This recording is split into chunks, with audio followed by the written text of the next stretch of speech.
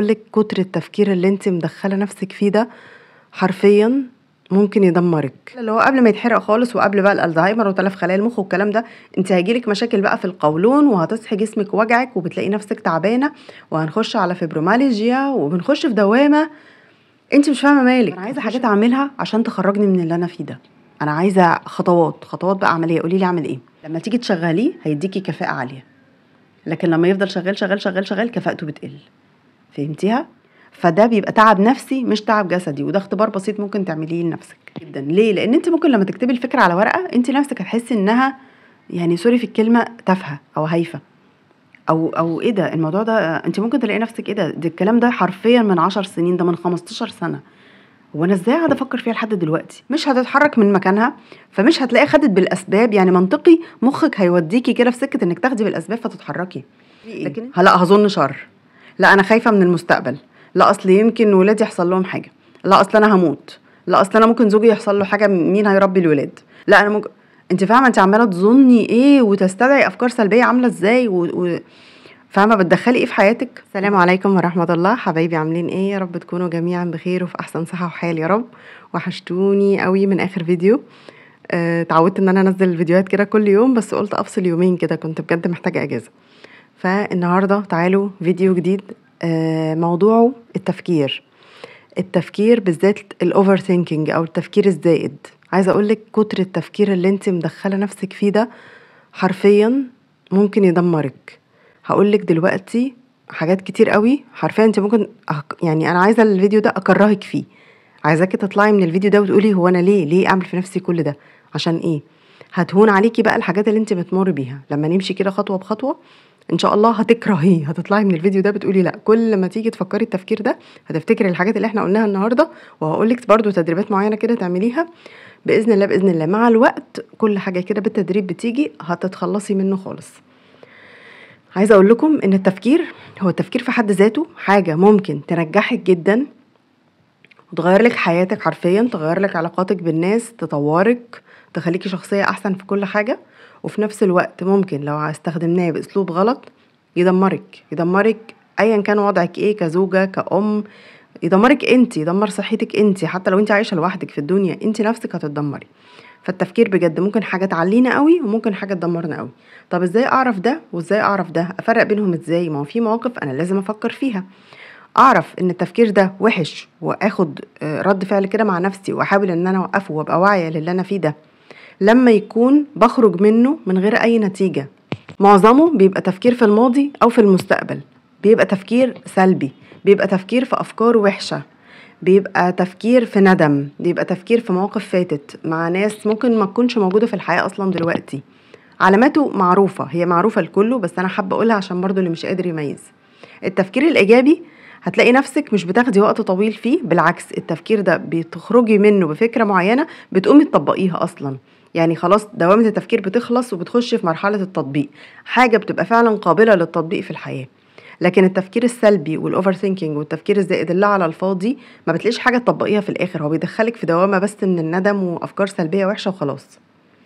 طيب هو فعلا يعني عشان كده احنا فعلا ده بيدمرنا قوي وده بينجحنا قوي.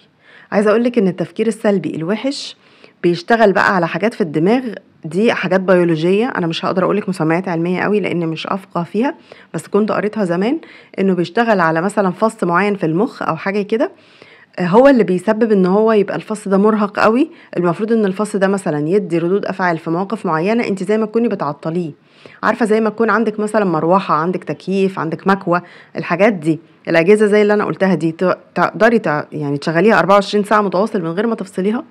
يعني تخيلي المكوه بتاعتك مشغلاها يوم كله ما شلتيش الفيشه خالص، مش هتتحرق؟ انت بالظبط عملتي في مخك كده.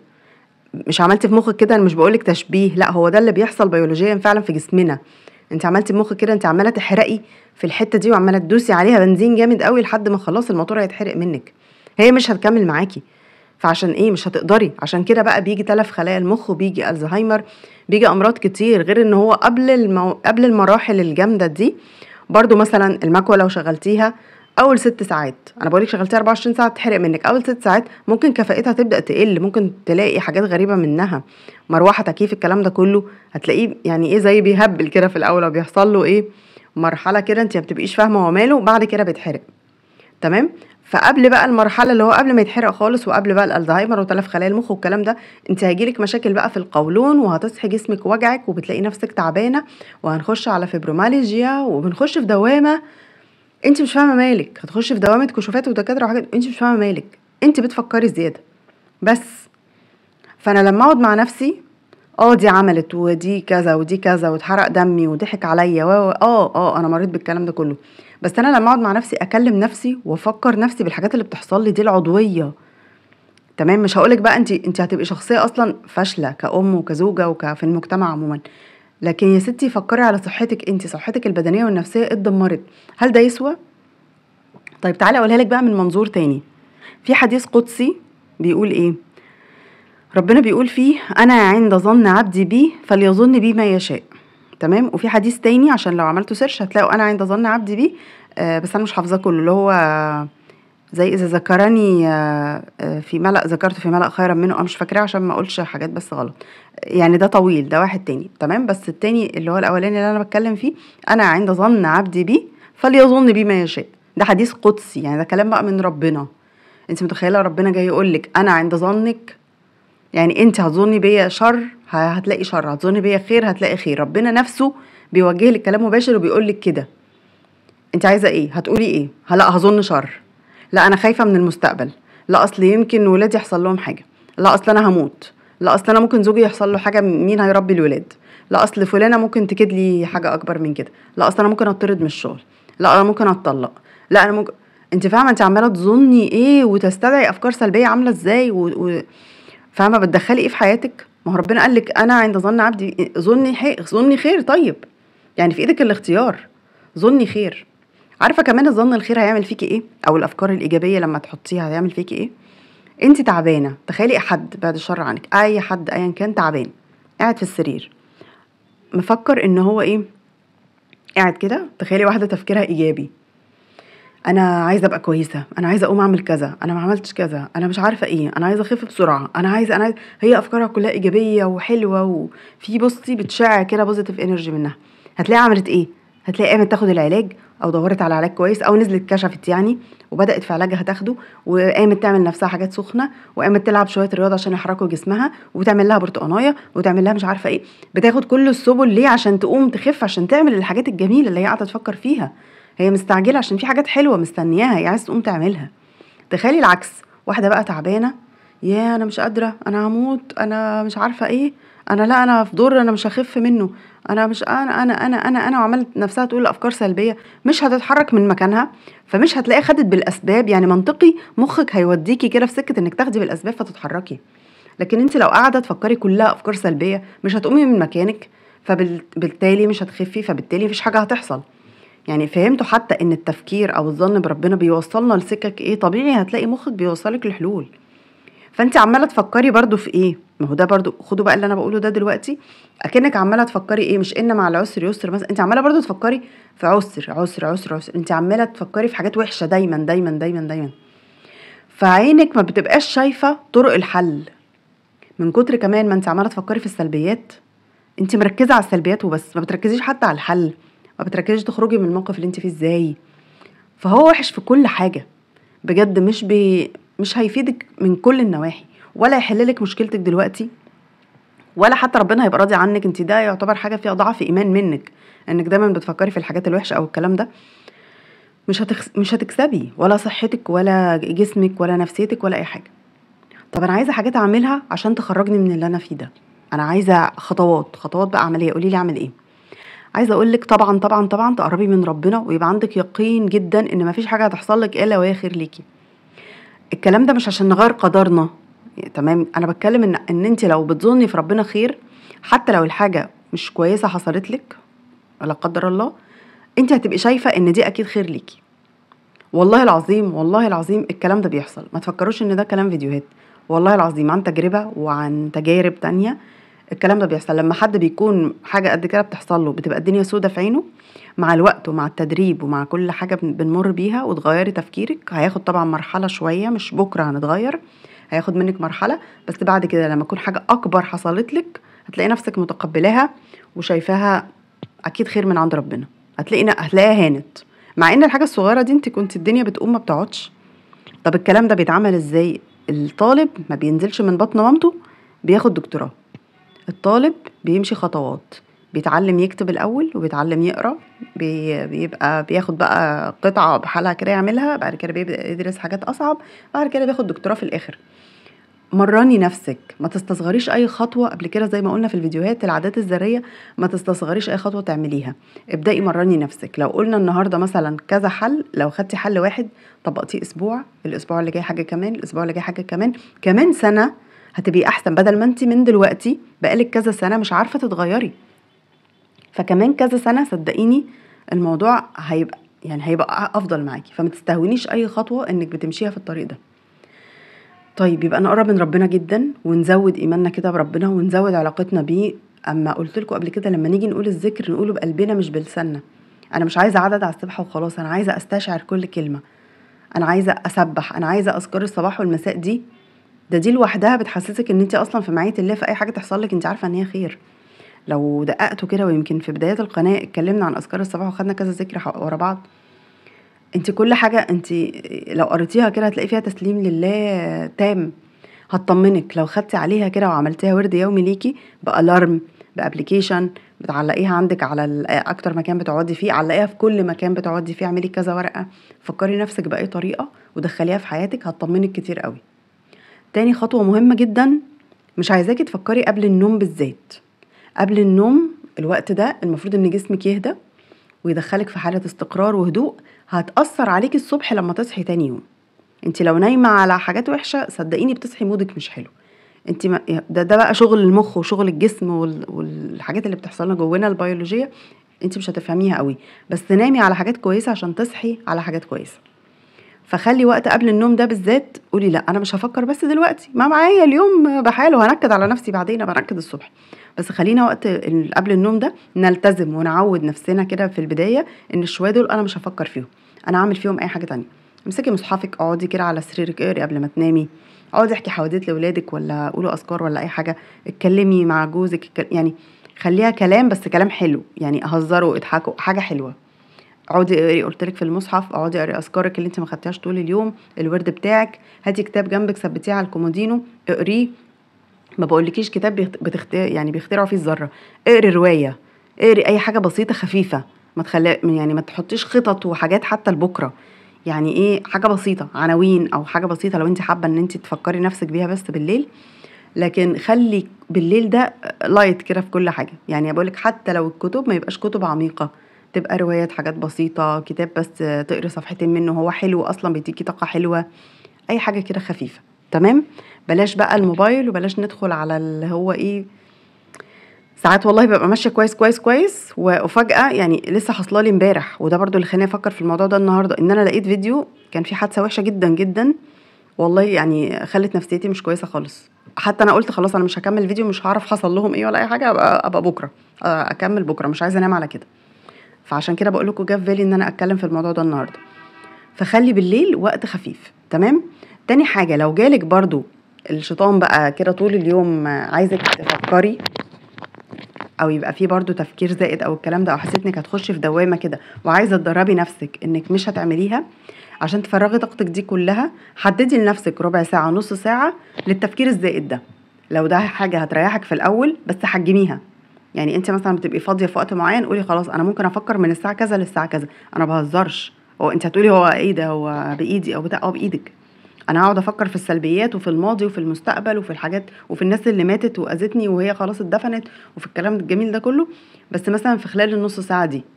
وخلال النص ساعه دي لو قدرتي كمان تفرغي الافكار دي على ورقه هيبقى احسن لك جدا. ليه؟ لان انت ممكن لما تكتبي الفكره على ورقه انت نفسك هتحسي انها، يعني سوري في الكلمه، تافهه او هايفه، او ايه ده الموضوع ده. انت ممكن تلاقي نفسك ايه ده الكلام ده حرفيا من 10 سنين، ده من 15 سنه، هو انا ازاي قاعده افكر فيها لحد دلوقتي؟ الكلام ده مثلا حصل لي سنه 2000، انا 2025 وانا لسه فاكره الذكرى دي وعايشه بيها وعماله افكر فيها.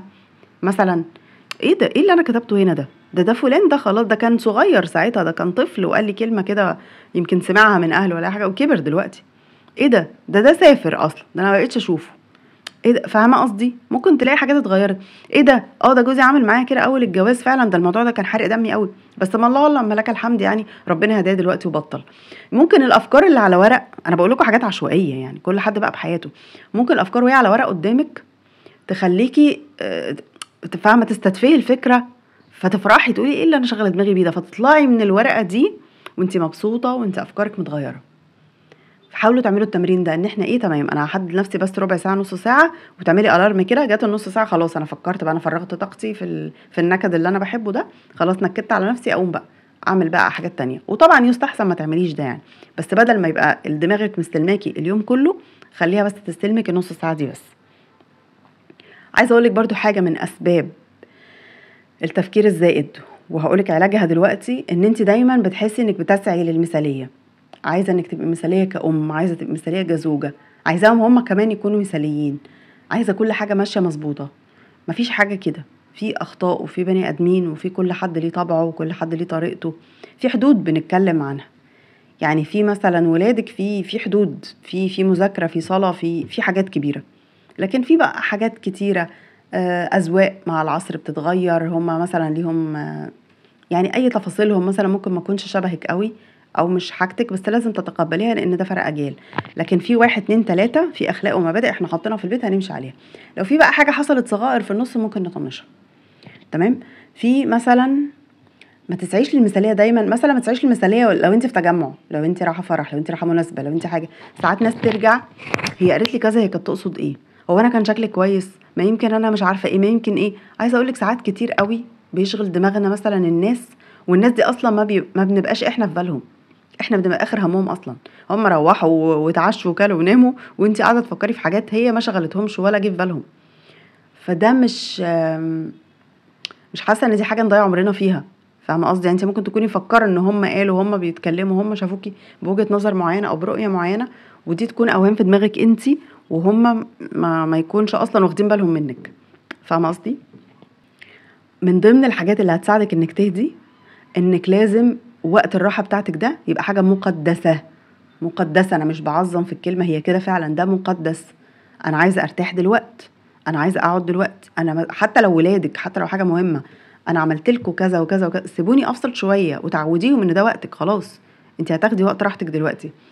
رجال الاعمال الناجحين بتلاقوهم بيسافروا ولازم يفصلوا، حتى لو هيتابعوا حاجات بسيطه، بس مش زي ما يكون قاعد بقى على البيزنس بتاعه بيفكر 24 ساعه والكلام ده. الناس الناجحه دي بتقدس وقت الراحه، كل ما هتلاقيه ناجح اكتر كل ما هيبقى عنده وقت راحه اكتر. فكل ما ترتاحي تعملي ايه، انت كده شلتي الفيشه من المكوى، شلتي الفيشه من التكييف، شلتي اي حاجه من الجهاز، ارتاح. لما تيجي تشغليه هيديكي كفاءه عاليه، لكن لما يفضل شغال شغال شغال شغال كفاءته بتقل. فهمتيها؟ اظن يعني انت اقعدي كلمي نفسك، انا عايزاكي تكلمي نفسك لما يجيلك الدور ده كله، او ان خلاص دماغك مش قادره تطلع من الافكار دي، اقعدي كلمي نفسك او اسمعي الفيديو ده تاني او عيدي الحاجات دي، شوفي كم السلبيات وكم الاذى اللي انت بتعمليه لنفسك ولجسمك ولعقلك ولاجهزتك ولكل حاجه، انت بتاذي نفسك جامد جدا. فاقعدي اسمعي كم السلبيات دي، انت هتكرهي ده، هتكرهي، هتبقى عايز تخرجي منه باي طريقه، وهتساعدي نفسك. ساعدي نفسك برضو بهواياتك، بالرياضه. يعني بجد في افكار كتير قوي في الفيديو ممكن تعمليها، الرياضه بتفرغ الطاقه جدا. اسمعي حاجه كويسه كده انت بتلعبي رياضه، هتيجي ذهنك صافي. امشي، المشي حلو قوي، صدقيني المشي كده تحسي، والله انا بيجي لي احساس ان انا طول ما انا ماشيه الافكار عماله تخرج مني، انا ماشيه وهي بتخرج، انا ماشيه وهي بتخرج، برجع خلاص عندي طاقه. ممكن قبل ما انزل اكون واصله لحاله ان انا مش قادره اشيل كوبايه من مكانها، البيت يضرب يقلب، المطبخ اتقلب، مش عارفه ايه، مش عارفه المه، الدنيا بتبقى مضغوطه معايا وانا مش عارفه اتحرك، وانا مفكره ان انا تعبانه. لكن انا فهمت نفسي، يعني الاول كنت مفكره ان انا جسمي وجعني، فانا اقول ايه، انا هنزل امشي ازاي وانا قادره وانا تعبانه، وانا عارفه الم البيت وانا عارفه اشوف الدنيا. فاهم؟ لكن لما عرفت ان هو مش وجع جسمي، لا هو وجع نفسي اللي وجع لي جسمي، بقيت انزل. انزلي امشي، لو في حاجه جنبك مثلا تروحيها، او امشي كده في الشارع وخلاص، واشتري اي حاجه بتحبيها، اشتري شوكولاته واطلعي، او اي حاجه، المهم يعني اي حاجه انت تكوني بتحبيها اعمليها. مشي مشي مشي مشي، برجع بقلب البيت ده اللي انا ما كنتش قادره اعمله، وانا بمجهودي اهو اللي هو ما اتحركتش من مكاني، ده انا نزلت ومشيت واكيد رجلها وجعتني والكلام ده كله، ومع ذلك جات لي طاقه ان انا اقدر اخلص كل الحاجات اللي متراكمه عليا. فده بيبقى تعب نفسي مش تعب جسدي، وده اختبار بسيط ممكن تعمليه لنفسك. عايزه اقول لك ان انت حتى هتلاقي جسمك متشنج. يعني الناس اللي هي بتبقى دايما مشغوله ودايما في عندها اوفر ثينكينج، بتحسي مثلا رقبتك بالذات بتحسي انها متشنجه، بتحسي انك وانت بتشتغلي شغل البيت انت بتشتغليه باعصابك كلها. لو وقفتي كده لحظه جاتلك وفكرتي، هتلاقي مثلا دراعك عامل كده ورقبتك عامله كده ومش عارفه اعمل كده ليه. حاولي ترخي نفسك وانت ماشيه او انت بتشتغلي او انت بتعملي حاجه، ده من دماغك، كل دي من دماغك اللي شغاله مش جسمك خالص. انا عاوزاكي برضو تدربي عقلك ان هو يفكر في اللحظه اللي انت عايشاها وبس. انا دلوقتي قاعده مثلا معاهم بعمل الهوم ورك، فكري في اللحظه اللي انت عايشاها بس، سبحتك في ايدك وركزي في الهوم ورك اللي انت بتعمليه. انا قاعده دلوقتي هنتغدى او هناكل، انا هركز دلوقتي في اللقمه وهتبسط بيها وهحس بطعمها وهستطعمها وهستطعم اللمه والكلام ده كله. انا دلوقتي بحضر فطار لنفسي، انا هتبسط وهعمله على احلى وجه، وهجيب اطباق النيش وهدلع نفسي. انا دلوقتي همشي، انا همشي وهتفرج على المحلات وهعمل مش عارفه ايه. كل خطوه بتعمليها حبيها، حبي الخطوه عشان تركزي فيها، عشان دماغك ما توديكيش في حاجات تانية. كل الكلام ده لما تدربي عقلك انت هتنسيه. يعني هتنسي الحاجه اللي كانت بتخليكي تفكري، او التفكير الزائد ده. لو عندك 12 ساعه في اليوم، لو دربتي عقلك شويه هيبقى 10، هيبقى 8، هيبقى 6، وهكذا هيبدا يقل معاكي واحده واحده. دي شويه افكار، ولسه عندي افكار تانية ممكن نبقى نعمل الفيديو جزء تاني برضو. او يعني ايه، وقت ما انا بعمل كده على قوائم التشغيل، وهعمل لكم برضو ايه، يبقى المواضيع كلها اللي تخص موضوع معين في قوائم التشغيل دي. زي مثلا ما عملنا حبي نفسك، او عملنا بعد ال30، او الكلام ده كله، ابقوا شوفوهم كده على البلاي ليست اللي على المنتدى. مبسوطه منكم يا بنات، خلصنا جزئين من القرآن، ده انجاز كبير جدا جدا جدا بجد يعني. مبسوطه قوي ان احنا عملنا كده. وفكره الاسئله اللي قلتها لكم الفيديو اللي فات مش كتير اتفاعل معاها، فحسيتها مش حلوه. فاللي ما شافوش يا ريت يشوفوا ويقول لي اطبق فكره الاسئله دي ولا لا. هتفهموا بقى بالتفاصيل في الفيديو اللي فات في اخره، يعني اللي حتى مش عايز يسمعه كله هتلاقوا في اخر دقيقتين تقريبا هي اللي انا بتكلم فيهم عنها. بس يا بنات، وحطوا لي لايك يا بنات عشان انتوا بتنسوا واللايك بتفرق قوي قوي معايا في انتشار الفيديو. ولما برضو اكيد كشخص طبيعي لما بينتشر شويه ويظهر لناس اكتر، انا بتشجع ان انا اعمل فيديو تاني وتالت ونتكلم مع بعض ونصور مع بعض. فحطوا بقى لايك للفيديو، واللي مشتركش في القناه يشترك. وبدعي لكم كلكم وانتم ما تنسونيش من صالح دعائكم. وبس كده، بحبكم في الله واستودعكم الله الذي لا تضيع ودائعه، والسلام عليكم ورحمه الله وبركاته.